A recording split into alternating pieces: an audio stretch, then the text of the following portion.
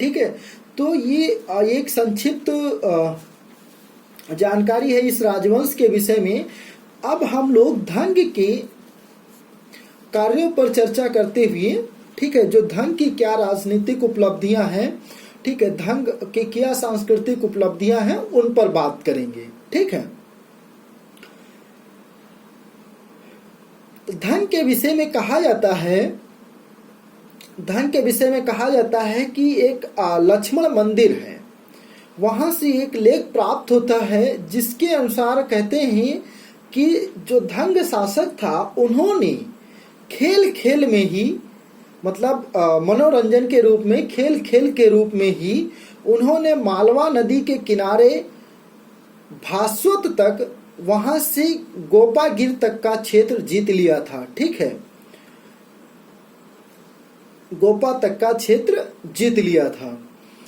इनके विषय में कहते हैं, धंग के विषय में, कि इन्होंने ही, जो धंग है, इन्होंने ही सर्वप्रथम पूर्ण रूप से, ठीक है, जो धंग है इन्होंने ही सर्वप्रथम पूर्ण रूप से जो प्रतिहार थे उनसे अपने आप को स्वतंत्र कर लिया।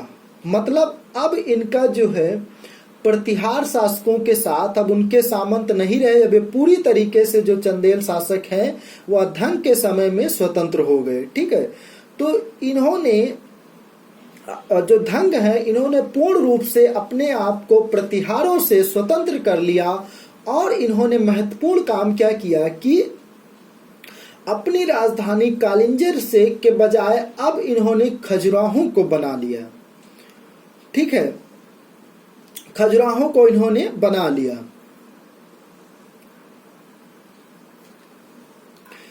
एक विजय आती है कछवाहा शासक पर विजय। ठीक है, कछवाहा शासक पर विजय, कछवाहा शासक पर विजय। कहते हैं कि सास बहू लेख है। ठीक है, एक सास बहू मंदिर भी है। ठीक है, एक सास बहू मंदिर है। आप लोग, अब ये आप लोग का होमवर्क रहेगा। ठीक है, चेक करके कल मुझे बताइएगा ढूंढ हेर के। ठीक है, बहुत ही महत्वपूर्ण मंदिर है। हाँ, तो ये बहुत महत्वपूर्ण है सास बहू का मंदिर। तो आप लोग सब लोग ढूंढ के आइएगा, बताइएगा कल क्लास में। ठीक है, तो सास बहू के लेख में भी कहते हैं कि वज्र दमन नाम का किसी एक कछवाहा शासक का उल्लेख मिलता है। तो वह भी धंग का समकालीन था जिसे धंग ने पराजित किया था। ठीक है, ऐसा वर्णन मिलता है। तो इसके बाद कन्नौज पर भी अधिकार की बात आती है कि कन्नौज की भी धंग ने विजय की थी। कन्नौज की भी धंग ने विजय की थी। तो ये जो आपका मऊ का लेख है, ठीक है, जो मदन वर्मा का मऊ प्रस्तर लेख है, उसी से कन्नौज पर कब्जे की बात, मतलब कन्नौज पर अधिकार करने की बात का वर्णन मिलता है। ठीक है, धंग के द्वारा। राजधानी की बात आगे आई है, तो राजधानी का मैंने पहले ही आपको बता दिया है। कालिंजर पर अधिकार, ठीक है, कालिंजर पर भी अधिकार की बात, तो कालिंजर इनके क्षेत्र में पहले से ही था। लेकिन होता क्या है कि जैसे कि ये प्रतिहारों के सामंत हैं, इससे पहले सामंत थे। ठीक है, और क्या है कि उसी समय दूसरे अभी जो बाद के शासक हैं, परमार आएंगे, आपके कलचुरी शासक आएंगे। ठीक है, उनसे भी इनका संघर्ष होता है। तो क्षेत्र क्या होता है कि जैसे कन्नौज भी आप पढ़े हैं कि देखिए, जब त्रिपक्षीय संघर्ष आप देख रहे थे, पढ़ रहे थे, तो कैसे वो एक गेंद है मात्र, कन्नौज एक प्रकार की एक छोटी सी गेंद है, लेकिन उस गेंद को कैच करने के लिए तीन शक्तियां अंतिम समय तक खास करके अपने लिए लड़ती रहती हैं। ठीक है, तो कन्नौज और उसमें छोटे छोटे जो बड़ी शक्तियां तीन हैं जो उसी गेंद को कैच करने के लिए लड़ती रहती हैं, लेकिन जो और भी छोटे छोटे राजा हैं वह भी कन्नौज के लिए स्ट्रगल करते हैं। ठीक है, संघर्ष करते हैं।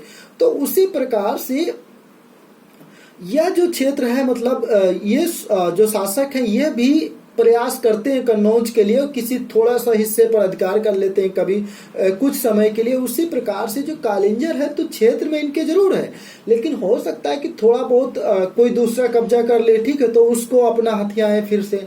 तो कहते हैं कि पूर्ण रूप से फिर इन्होंने जो कालिंजर का क्षेत्र था उसको भी अपने अधीन किया था, ठीक है।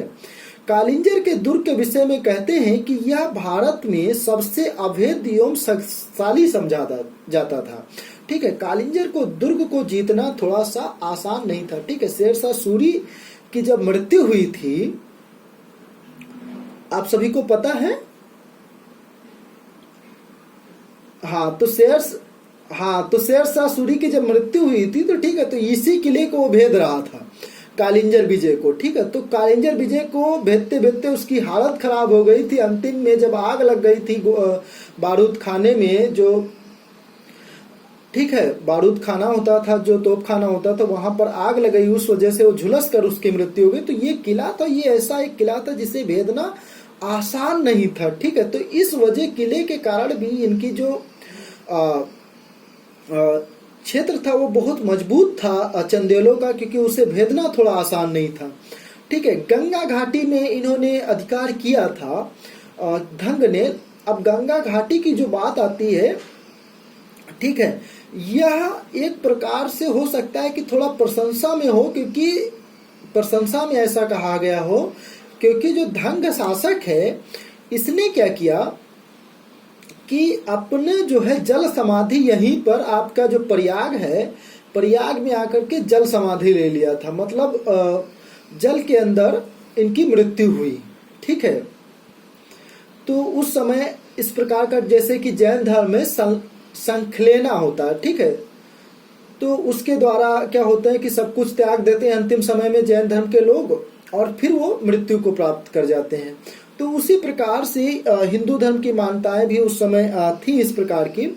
तो ये जो धंग है ये आकर के प्रयाग में जल समाधि ले लेते हैं। तो कहते हैं कि इस क्षेत्र पर भी सलेखना, ठीक है, तो आकर के ये जल समाधि ले लेते हैं यहाँ पर। तो इस तरीके से इनकी मृत्यु होती है, ठीक है। अब इनका कहते हैं कि मुसलमानों के विरुद्ध भी इनका प्रतिरोध विद्रोह हुआ था, मतलब उनका भी मुकाबला किए, लेकिन इसके संदर्भ में स्पष्ट नहीं है बहुत ज्यादा। कहते हैं कि इस संदर्भ में अगर कोई बात करता है तो एकमात्र इतिहासकार बात करते हैं मुस्लिम, वो है आपके फरिश्ता, जिनकी प्रमुख कृति है तारीख है फरिश्ता, ठीक है, जिनकी प्रमुख कृति है, ध्यान रखिए आप लोग, तारीख ए फरिश्ता, ठीक है।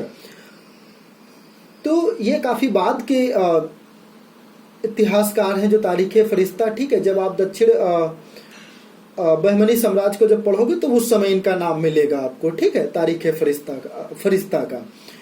तो यही एकमात्र इनके विषय में बात करते हैं, इनके मुसलमानों के विरुद्ध संघर्ष के संदर्भ में, और कोई बात नहीं करते हैं, ठीक। तो धंग का ये थोड़ा सा संक्षिप्त रूप में राजनीतिक उपलब्धियों की चर्चा हमने कर लिया। सांस्कृतिक की जो बात आती है तो कहते हैं कि इन्होंने ब्राह्मणों को भूमि दान में दिया था और प्रशासन में उच्च पदों पर नियुक्त किया था। इनके दरबार में मुख्य न्यायाधीश भट्ट यशोधर तथा प्रभाज जैसे मतलब प्रधानमंत्री ब्राह्मण थे। कहने का मतलब इन्होंने उस समय बहुत ज्यादा दान भी किया, और देखिए अपना भी ये जाकर के प्रयाग में जल समाधि लेते हैं, तो कहीं ना कहीं इनका धर्म के प्रति बहुत ज्यादा लगाव भी था। और इन्होंने और उस समय ब्राह्मणों को दान देना एक शुभ, एक प्रकार से अच्छा माना जाता था, क्योंकि हर कोई शासक आप जो देखोगे तो सब दान कर रहा है, ठीक है। हर्षवर्धन भी आपका दान किया था, तो इस प्रकार से सब दान कर रहे हैं। इन्होंने धंग ने भी दान दिया इस प्रकार से। धंग का जो सबसे महत्वपूर्ण काम है जो स्थापत्य के क्षेत्र में, वो है कंदेरिया देव का महादेव मंदिर, जो शिव मंदिर है, ठीक है, वो मंदिर बहुत ही महत्वपूर्ण है। अक्सर सवाल पूछा जाता है कि इस मंदिर को किसने बनवाया, तो कि चंदेल शासक धंग ने बनवाया। कहाँ है यह मंदिर? खजुराहो में है, यही बात पूछी जाती है ज्यादातर, ठीक है। धंग को कहते कि ये वैदिक एवं ब्राह्मण धर्म के अनुयायी थे, लेकिन इनके जो शिव भी उसके आराध्य देव थे। ठीक है, इन्होंने और भी मंदिर बनवाए हैं जिनमें जिननाथ और वैद्यनाथ का मंदिर आता है। ठीक है, जिननाथ वैद्यनाथ का मंदिर आता है और विश्वनाथ का मंदिर। तो इन जो धंग हैं आपके, इन्होंने स्थापत्य के क्षेत्र में भी बहुत बड़ा योगदान दिया। ठीक है, इसके बाद जो हमको पढ़ना है शासक है जो महत्वपूर्ण, वो है जो इस वंश के सबसे महानतम शासक, वो है विद्याधर। कौन है? विद्याधर। विद्याधर, इनका जो कार्यकाल है वो 1019 ईस्वी से 1029 ईस्वी है। 1019 ईस्वी से 1029 ईस्वी है। ठीक है, विद्याधर का जो नाम मिलता है वो विदा भी मिलता है और नंद भी मिलता है। विदा और नंद मिलता है। ठीक है, विदा और नंद। ठीक है, ये महापदम जो नंद वंश है वहाँ, ठीक है, ध्यान रखिएगा, यहाँ भी जैसे कभी कभी ऑप्शन में दे देते हैं, तो इनका जो नाम है वो विदा भी मिलता है। जो विद्याधर है इनका नाम विदा भी मिलता है और नंद भी मिलता है। तो जो नंद वंश है उससे और ये अलग है। ठीक है, तो ध्यान रखिए, वहाँ नंद वंश में महापदम नंद है और घनानंद है। ठीक है, ये जो यहाँ पर जो चंदेल वंश में यहाँ पर विद्याधर है, विद्याधर को नंद के नाम से जाना जाता है।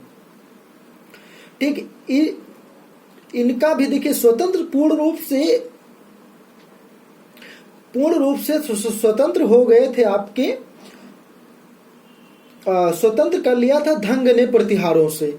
लेकिन इसके बाद क्या हुआ कि जब विद्याधर गद्दी पर बैठा तो विद्याधर ने क्या किया कि प्रतिहार शासक जो राज्यपाल था, ठीक है, उस पर क्या किया था कि जो राज्यपाल प्रतिहार शासक राज्यपाल था, जो माहीपाल के बाद गद्दी पे बैठा था, महीपाल के बाद गद्दी पे बैठा था, तो जो राज्यपाल था, राज्यपाल ने क्या किया कि महमूद जो गजनबी था उसकी अधीनता बिना युद्ध किए स्वीकार कर लिया। ठीक है, उसकी अधीनता को राज्यपाल ने, प्रतिहार शासक राज्यपाल ने महमूद गजनबी की अधीनता को बिना युद्ध किए स्वीकार कर लिया। तो जब विद्याधर शासक बना तो विद्याधर को ये बात अच्छी नहीं लगी कि आप राजपूत होते भी आप कैसे ऐसे बिना युद्ध किए आप हथियार डाल, मतलब जो है आप किसी की अधीनता स्वीकार कर लेंगे। तो इस वजह से इन्होंने क्या किया कि विद्याधर ने उनके खिलाफ एक प्रकार से अभियान किया और उनकी हत्या कर डाली। ठीक है, तो यही मिलता है कि उनकी हत्या कर दी किसने? विद्याधर ने, राज्यपाल की। जो प्रतिहार शासक राज्यपाल थे उनकी विद्याधर ने हत्या कर दी। ठीक है, विद्याधर ने हत्या कर दी। राज्यपाल है, जयपाल नहीं है। ठीक है, राज्यपाल है। ओके, ठीक है, राज्यपाल का नाम मिलता है। तो उनकी जो है विद्याधर ने हत्या कर दी। फिर उसके बाद राज्यपाल के बाद जो प्रतिहार कोई शासक बनता है तो वो त्रिलोचन पाल बनता है। ठीक है, जिसे बाद में महमूद गजनबी भी पराजित करता है। ठीक, तो इसके बाद भी होता है कि चंदेल का, कहते हैं कि गजनबियों के साथ क्या संघर्ष हुआ। मतलब जो चंदेल शासक है, आप लोग अंतिम समय तक जुड़े रहिएगा। ठीक है, समय है ना अभी सभी आपके पास? ठीक है, तो इसके बाद चंदेलों का जो महमूद गजनबी था उनके साथ भी संघर्ष हुआ। कहते हैं कि महमूद गजनबी ने 1019-20 में इस क्षेत्र पर, चंदेलों के क्षेत्र पर अधिकार करने के लिए आगे बढ़ा। लेकिन जो है जब और चंदेलों की सेनाएं भी आगे बढ़ी, जब दोनों के बीच लेकिन कोई बहुत बड़ा युद्ध नहीं हुआ, सेनाएं आमने सामने डटी रहीं। ठीक है, लेकिन हुआ क्या कि रात में विद्याधर जो शासक था उसने अपनी सेनाओं को हटा लिया, तो इसलिए यह युद्ध टल गया। लेकिन इसके बाद भी कहते हैं कि फिर से दोनों शासकों ने ग्वालियर का, मतलब जब महमूद गजनबी ने घेरा डाला, फिर कालिंजर का घेरा डालता है महमूद गजनबी, तो फिर दोनों के बीच एक युद्ध होने की स्थिति बनती है और दोनों की सेनाएं एक दूसरे के सामने युद्ध के लिए आगे बढ़ती हैं और मतलब इंतजार करती हैं कि युद्ध के लिए, लेकिन युद्ध नहीं होता और फिर अंततः संधि हो जाती है दोनों के बीच में। ठीक है, इस वजह से यह जो क्षेत्र होता है, जो चंदेल राजवंश होते हैं, ये उनके मतलब पूर्ण रूप से अधीन नहीं हो पाते हैं। जो महमूद गजनबी होता है वो पराजित उससे एक प्रकार से भी नहीं होते हैं पूर्ण रूप से। ठीक है, तो ये यही मतलब मिलता है कि दोनों के बीच कोई अंतिम निष्कर्ष नहीं निकला, जो चंदेल शासक हैं और जो महमूद गजनबी हैं। ठीक है, परमार शासक कलचुरियों के साथ इनका संघर्ष। जब मैं आपको परमार पढ़ा रहा था तो मैंने बताया था कि कैसे भोज को इन्होंने तंग किया था। तो ये जो चंदेल शासक विद्याधर है और जो कलचुरी शासक थे, ठीक है, इन दोनों ने क्या किया था कि एक संघ का निर्माण किया था और संघ का निर्माण करके खूब धारा को, जो परमाणु की राजधानी थी धारा को खूब लूटा था। ठीक है, तो कहते हैं कि इन्होंने गंगेय देव शासक था, जो लक्ष्मीकर्ण से पहले जो कलचुरी वंश का शासक है गंगेय देव, उसको इन्होंने पराजित किया था। जो विद्याधर हैं उस कलचुरी शासक गंगेय देव को पराजित किया था पूर्व मध्यकाल में, जिसने सर्वप्रथम स्वर्ण सिक्के चलाए थे। ठीक है, जो कलचुरी शासक हैं गंगेय देव, उन्होंने ही सर्वप्रथम पूर्व मध्यकाल में स्वर्ण सिक्के चलाए थे लक्ष्मी आकृति के। ठीक, तो जो विद्याधर हैं इन्होंने विद्याधर ने कलचुरी शासक गंगेय देव को पराजित किया और जो भोज को भी पराजित करने की बात आती थी, क्योंकि जो भोज का क्षेत्र था धारा, खास करके उनकी राजधानी, उसको इन लोगों ने खूब लूटा था। मतलब जो चंदेल शासक थे विद्याधर और कलचुरी शासक, बाद में क्योंकि लक्ष्मीकर्ण बैठता है तो शायद दोनों मिल करके उस क्षेत्र को खूब लूटे थे। ठीक है, तो ये परमारों के साथ इनका संघर्ष है। तो यही एक प्रकार से इनकी राजनीतिक उपलब्धियों के विषय में जानकारी मिलती है विद्याधर के। ठीक है, जो विद्याधर हैं आपके विद्याधर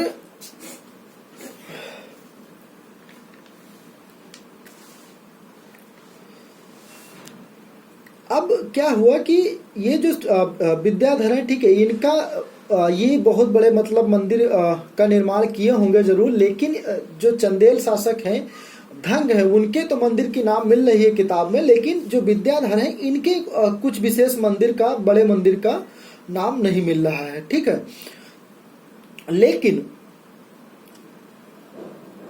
ठीक है, इनका नाम नहीं मिल रहा है, लेकिन कहते हैं कि यही जो विद्याधर थे यही सबसे इस राजवंश के सबसे महत्वपूर्ण और सबसे प्रतापी शासक थे। हमको संभवतः इसीलिए इनको सबसे महत्वपूर्ण प्रतापी शासक कहा गया, क्योंकि इन्हें जो परमार शासक, इतना महत्वपूर्ण शासक जो भोज था, उसके साथ इन्होंने संघर्ष किया और जो आपका महमूद गजनबी है उससे इनकी पराजय नहीं हुई और उसके साथ भी उसके महमूद गजनबी को अपने क्षेत्र में हावी नहीं होने दिया।